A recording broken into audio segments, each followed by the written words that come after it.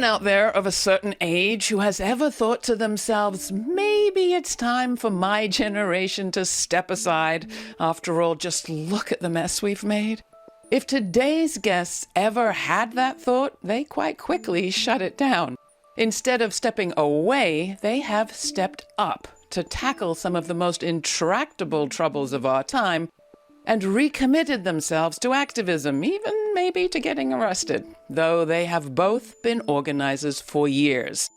Akaya Windwood is the former head of the Rockwood Leadership Institute and the author of a just-released book, Leading with Joy, Practices for Uncertain Times. Bill McKibben is a longtime environmental activist, founder of 350.org. His latest book is The Flag, the Cross, and the Station Wagon. A graying American looks back at his suburban boyhood and wonders what the hell happened. Together last year, they launched a new group, Third Act. What is Third Act about? Well, kind of getting old, taking responsibility, and throwing the full weight of the boomers' generation at big, bad, dirty banks, for starters. Akaya Windwood is lead advisor at Third Act. Bill McKibben is founder. Thank you both for joining us, and we are super excited to have you. Very good to be with you, Laura. Akaya, starting with you, not everyone may be familiar with Rockwood, so how would you describe yourself? If you like, maybe you could describe your first and second acts a little for our audience. My first act, when I was in my teens and 20s, this was back in the 70s, this was when a lot was going on. The women's movement was going on.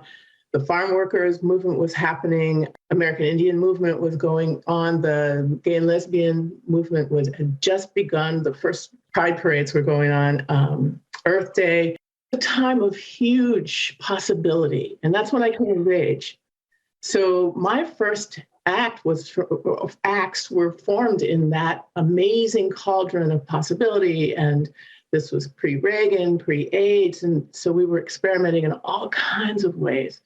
And it really framed kind of how I thought about the rest, or how I've lived the rest of my life, which is from a place of so many things are possible. We can come together. We can do amazing things. And despite the, common story, there's always been an underground, deep, wonderful movement of movements. And what about you, Bill? Thanks, Akaya. I mean, your book kind of describes you coming up as a fairly proud little New Englander boy. I guess that's right. What Akaya says is so acute. We were around to bear witness to and to participate in a little this period of epic social and cultural and transformation. And if you have any idea how epic it was or any doubt, just look at what the Supreme Court did.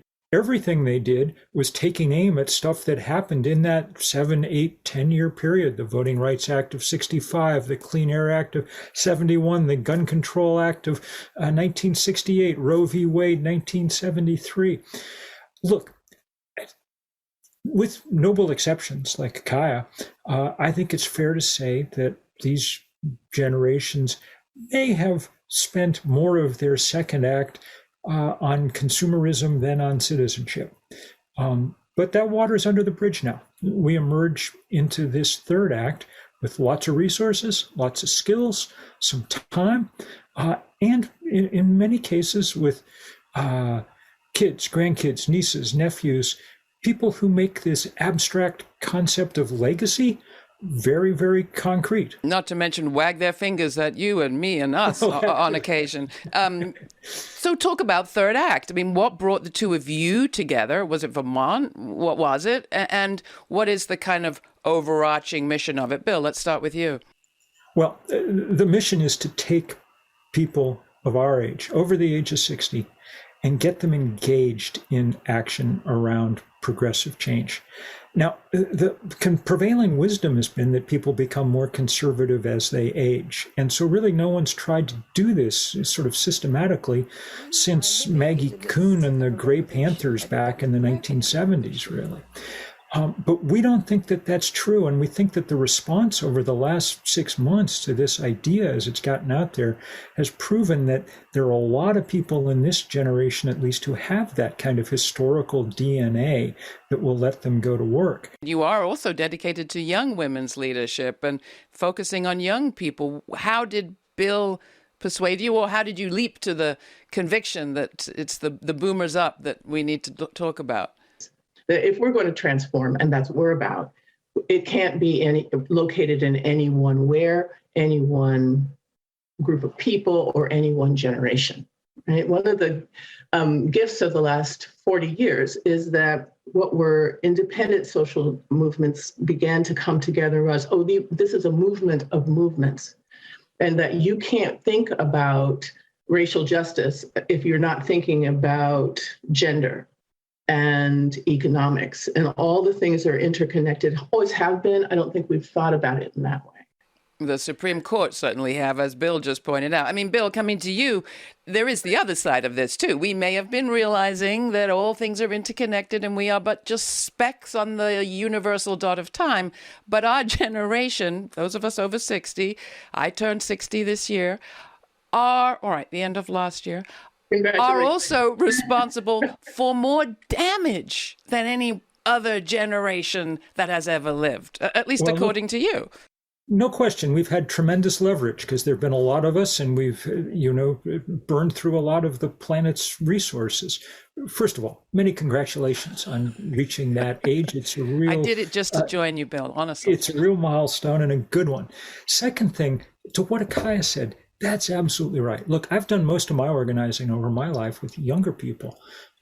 And because that's who's been leading the climate movement, lock, stock, and barrel, from the kids that I founded 350.org with, to the Sunrise Movement, to Greta Thunberg and all the Greta Thunberg scattered around the planet. I just started getting nervous that I kept hearing people say, well, it's up to the next generation to solve these problems. That's A, ignoble, and B, impractical. For all their earnestness, idealism, intelligence, accomplishment, energy, they lack the structural power by themselves to make the changes that we need. So that's why it's so much fun when it comes together. Just to give you an example, we've been doing this work around banks and the fossil fuel industry. And so I was at a protest not long ago. We helped organize outside Chase Bank, biggest funder of the fossil fuel industry on planet Earth. And so there were a ton of high school kids there. High school kids are a little sprier. They were at the front of the march. Behind them, there's this cloud of people our age marching under a banner that says fossils against fossil fuels. That's the spirit in which we need to work. And let me tell you, young people correctly have been calling out older people. Some of that okay boomer stuff is real and understandable. But there is a palpable relief, too, among younger people when they find older people willing to stand up behind them and get this work done. They don't like being abandoned on their own to, solve the world's problems. They understand that it's going to take people working together. I'm not as hard on we old folks as Bill tends to be. So maybe you've hung out with better ones. Well, maybe I have. Maybe I have, because I'm so aware of how many folks have stayed in the work all their lives. I've been talking with a number of young folks over the years, and because I thought, well, it's time for us to step back, right? It's time for the people over 60 to step aside, create space for the new leadership to come forward. And they're actually saying, no, that's actually not what we want you to do. We don't want you to step aside or step back. What we want you to do is step beside us. So rethinking our role is going to be really important in the next several years. And one of the things I'm really thinking about is, how do we be good elders? Very few of us have role models that say this is how one becomes a good elder, because there are some cultures that still have that, but the dominant culture does not. So we're going to have to rethink, or actually create new ways for elders to develop ourselves. And we need to do that in a cross-generational context. Well, just to stick with this for a second, and I can hear the heavens have broken over your head, Bill, the question of what to do is front and center in this moment where everything seems so urgent. And you wrote about the Supreme Court decision on the EPA in the New Yorker magazine, saying that, frankly, we are not going to get the change we need through government necessarily right now, and that Wall Street may be the key. How so? Well, look, in a rational world, governments would long since have been at work at solving the greatest crisis that we face. But as you know, our political system is gamed by vested interests and quite effectively. So, lacking the kind of most straightforward direct route to doing things, we find other places to try and apply pressure. Wall Street actually is an interesting one because it remains globally powerful, even in a way that Washington isn't quite anymore. And when it acts quickly, which is something that our political systems do not do. If tomorrow we were able to persuade Chase Bank that it should stop lending to the fossil fuel industry for its expansion, for instance, that would be reflected on every stock market on planet Earth within 20 minutes. Everybody would know about it, and it would be affecting decisions and making changes right there, which is kind of the speed at which we need to go. Now, I'll back up and say, it's not acceptable that our political system is as chaotic and dysfunctional as it is. And one of the other things that we're working hard on at Third Act is trying to make democracy work, standing up to the voter suppression. This is a big fall. We're taking on the banks, and we're also trying to make sure that the midterms are not a disaster. You know, these are important battles on many fronts. This is the Laura Flanders Show. My guests are Bill McKibben and Akaya Windwood. Together, they launched Third Act last year. It's an organization centered on harnessing the power of the baby boomer generation to shore up our democracy and fight for climate change. Environmentalist Bill McKibben is the founder of 350.org, an international climate campaign group, and most recently the founder of Third Act. He was one of the first to sound the alarm on global warming, and he's authored over a dozen books on the topic, including his latest called The Flag, the Cross, and the Station Wagon. A graying American looks back at his suburban boyhood and wonders what the hell happened. Akaya Windwood is the lead advisor for Third Act. She also serves on the faculty of the Just Economy Institute and is the founder of the New Universal, which centers the wisdom of brown women. She's the author of Leading with Joy, Practices for Uncertain Times, a book that is just out. You can watch this episode on our YouTube channel or on over 300 public television stations around the country.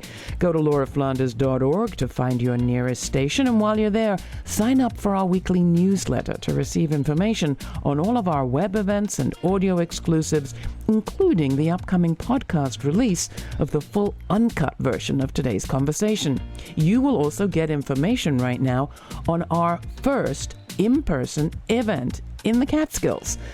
I'll be in conversation with Bill McKibben and with performance artist Taina Asili live on October 16th in Callicoon. You can get all the information and find out how to receive the live stream at our website. It's lauraflanders.org. Next, we'll hear about the birth of the Clean Air Act and the 50-year-long counterattack by big money it sparked. But first, here's Nature from Taina Asili.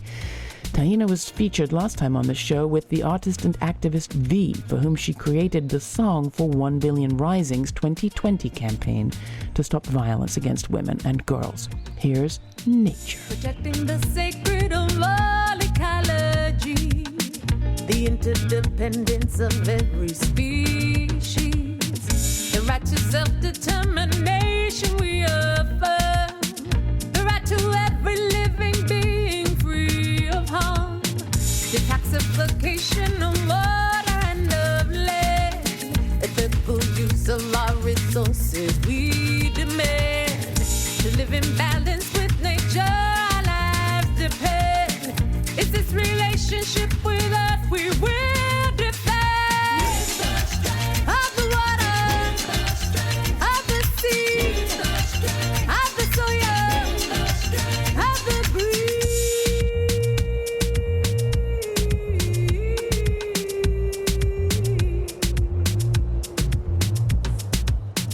taxation of predator corporation greed and governmental pawns whose mouths they feed, and occupation of land stolen and misused, reparations for those exploited and abused, support for those who battle on the front lines, reclaim our land, our health, and decolonize, re-educate our children, plan to climate lies, and with this knowledge we will harmonize of the water, of the sea.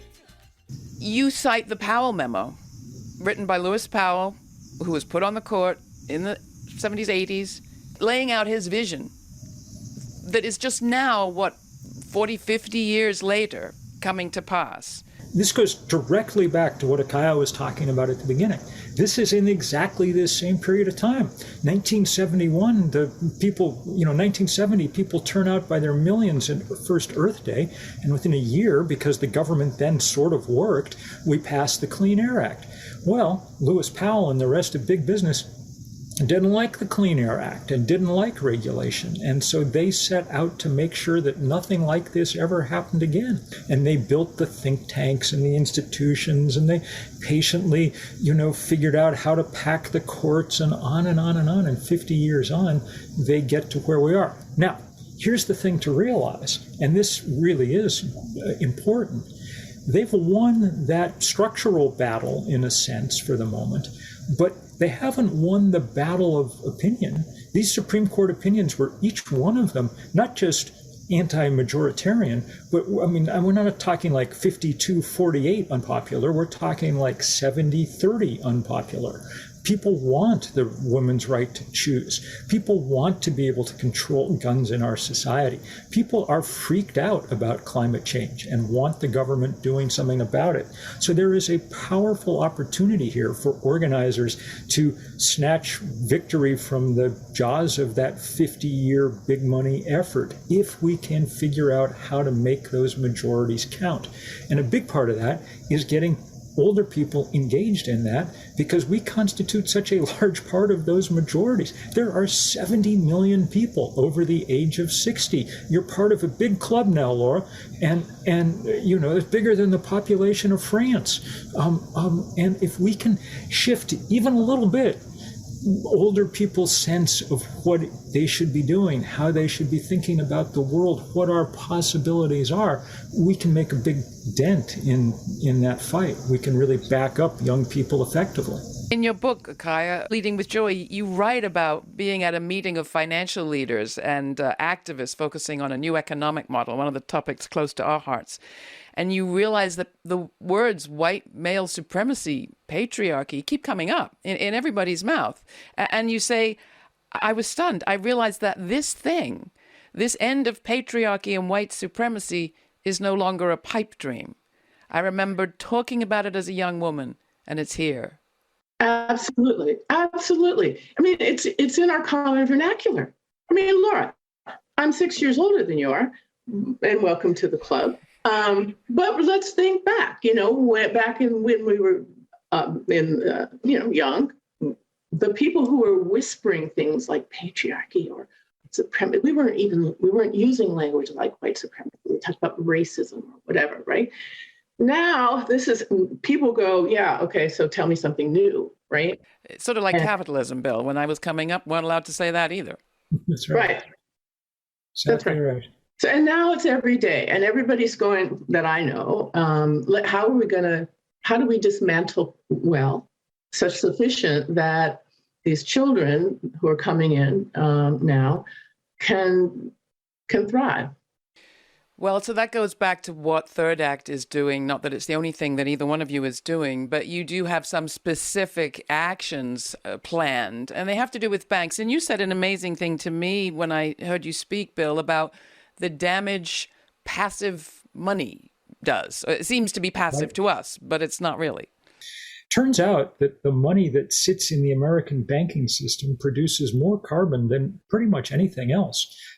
Companies that have a big cash on hand, like say this report said that Google's carbon emissions went up 111% once you started figuring out how the money that they had sitting in the bank being loaned out to build pipelines and things was creating climate change. Netflix, there's more carbon that comes from their cash on hand than from everybody on the planet sitting on the sofa every night streaming bad movies. Amazon produces more carbon from its cash than it does from all its delivery vans and warehouses that it owns. And you and I, if we have 125 grand in the bank and it's in the sort of mainstream banks, it's producing more carbon than all the driving, flying, heating, cooking, cooling that we do in the course of a year. And where should our money go then? We have lots of answers at thirdact.org about where to go. But the real point is we need to shift the policies of these big guys. We need to make them embarrassed enough that they actually stop doing what they're doing. That's where the real leverage is going to lie. We're busy putting some things together so that folks can have some alternatives and go. There's an emergent Black bank movement. There's all kinds of things that are out there that people just don't know because it's under the radar. So part of our work then will be to illuminate some of these new ways of thinking about money and what we can do about it. I'm also aware that the philanthropic sector, and God love them, there's, in order to become a foundation, you only have to give away 5% of your corpus. So there's 95% of all of the money in philanthropy is sitting doing the kinds of things that Bill was just talking about, right? So it's not just corporate, global corporations. It's also the structures that support this that are dear to many of our hearts, right? It's a whole system, and we need to think about it that way. I can't end without asking both of you really about joy and heartbreak. Akaya, maybe start with you. I wrote this Leading with Joy because we saw the consequences of leadership that was, people were angry and despairing, and for good reason. Please don't mishear me. But the consequences of leading from anger and despair and outrage means that we take that kind of energy out on each other. And we were looking at seeing so much burnout and young people saying, I don't want to take on leadership if that's what that looks like. And so we looked at the canon of leadership books. We didn't see anything about joy, and realized that even as women of color who, ostensibly have been more harmed by systems of racism and sexism and all things than others, but it is the joy that allows us to get up and continue to do the work, right? Which is not to discount the outrage. There's a lot of outrageous things out there, but it can't be our only fuel. The places where my heart breaks is also, it breaks open. And that opening allows for new things like joy to come through. So it's a piece, it's a whole piece. It's not either heartbreak or joy, it's and or. I'll hand it to you, Bill, here. What do you think about that? What happened in our lifetimes that's been most tragic was the elevation of the idea of each of us as individuals. That's what the Reagan Revolution was about. Ending the project of trying to build a good society, as LBJ put it, or a beloved community, as Dr. King put it, and replaced it with the project of just getting us each rich as individuals. So one of the things that we're trying hard to do at Third Act, and Akaya is especially good at this, much better than me, is really helping people figure out how to kind of build that culture of caring in a way that lets us connect in powerful, beautiful ways again. And the hunger for that is so deep, so deep. We're socially evolved primates, and 40 years of Reaganism is not enough to wring that out of our DNA. We need to learn to be better neighbors. And I know, I live here in Oakland, and my neighborhood is filled with people who agree with me and probably many who don't. At the same time, I'm not going to let my political differences with my neighbors determine whether or not I'll share my squash in my garden. That won't be a determining factor, right? So if we can remember who we've been, right? This is not to go back to the by and by. It really is to say we are inherently interrelated. And that's just the nature of being human. We're herd animals, basically. And so it's a toxic mistake that we see ourselves as independent. That's one of the things I think we need to, if we could put together a new constitution, it would not be about independence. It would be about interdependence. And I know that's an overused word, but we do depend on each other. There's no way I could live for a day without the rest of my family. And to be able to expand the notion of who my people are, that's what we're about at Third Act. That our people are people we don't know yet, but will. Amen. Beautiful. Thank you. We ask our guests what they think the story will be that the future tells of this moment. And I wondered if you wanted to answer that. Bill. What this moment could be about is a sort of decade of extraordinary transition.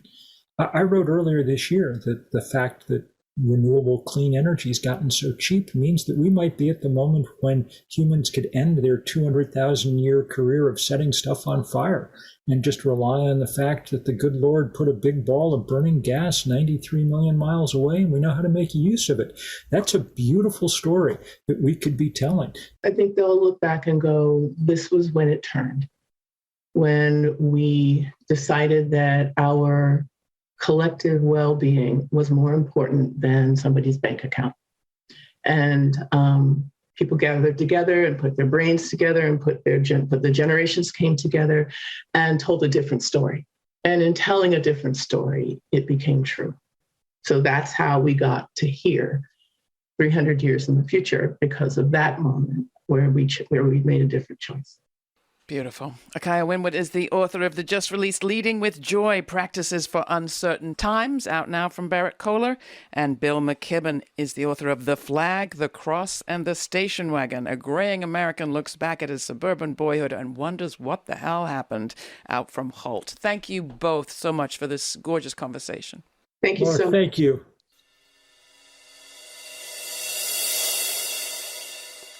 Can people come together?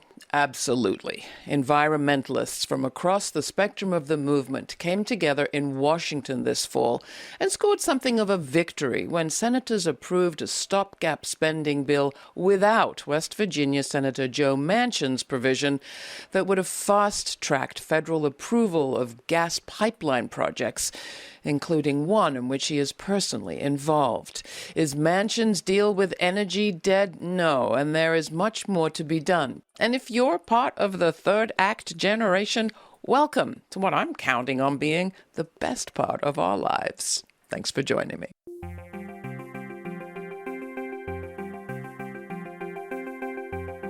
For more information on this week's guests, go to patreon.com/The LF Show, where you'll find a suggested reading list and additional related episodes to explore from our archives.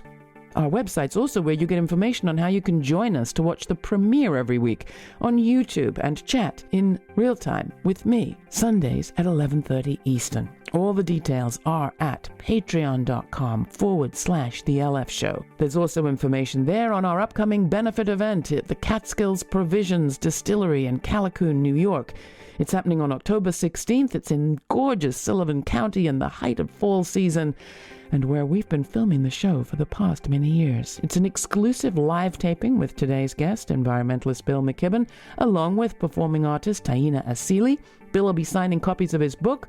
We'll be hearing the latest from the region's leading environmental campaign group, Catskill Mountain Keeper, and we'll all be having a good time with food and drink, courtesy of Catskill Provisions Pollinator Spirits, a woman-led company that donates a portion of their proceeds to support the bees. If you can't join us in person, although I would love to see you, you can also live stream.